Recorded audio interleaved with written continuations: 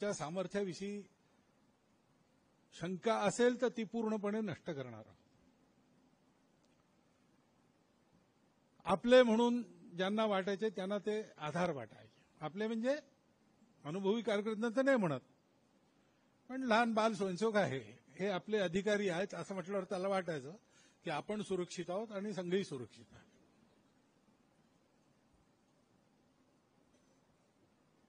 दुसरी गोष्ट त्यांचा विनोदी स्वभाव. संघामध्ये बौद्धिक वर्ग ही एक गोष्ट आहे पहिलेपासून.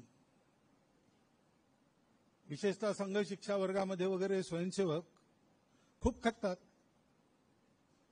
त्यांना कधी कधी बौद्धिक वर्ग ही विश्रांतीची वेळ वाटते.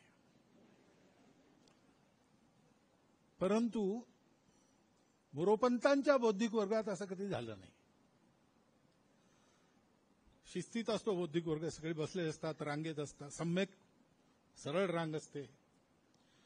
पण मोरोपंतांच्या बौद्धिक वर्गात ती रांग विस्कटायचीच. कारण बैठक न मोडता हसायचं, मग ते शरीर उसळायचं आणि ते इकडे तिकडे व्हायचं. कुठेही त्यांनी सगळ्या जिथे जिथे ते होते तिथे त्यांनी तणाव येऊ दिला नाही. विषयांची गंभीरता कमी न करता पण तणावमुक्त सगळ्यांना ठेवायचं. एकदा त्या प्रांत प्रचारक बैठकीत बाळासाहेब आजारी झाले होते.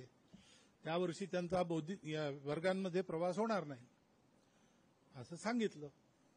तर एक श्यामजी गुप्त होते, ते उभे राहिले. ते म्हणाले, माझी एक सूचना आहे की बाळासाहेबांचे 2 बौद्धिक वर्ग कार्यालयातच त्याचा व्हिडिओ करून घ्यावा आणि ती कॅसेट प्रत्येक प्रांतात पाठवावी.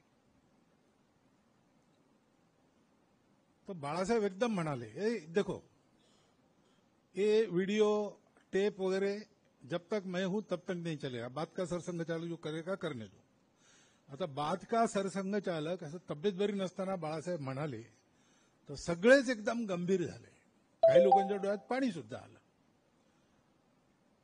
मोरोपंत उभे राहिले आणि ते म्हणाले, बात का सरसंघ जाने तब तक ये काम चलाना है क्या?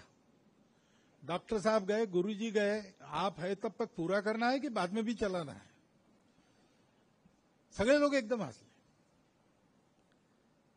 सगळ्या गोष्टींचं प्लॅनिंग वगैरे सगळं व्यवस्थित करताना सुद्धा तणाव कुठेही नाही. एवढी मोठी एकात्मता रथयात्रा. कितीतरी प्रश्न यायचे बैठकीत. योजना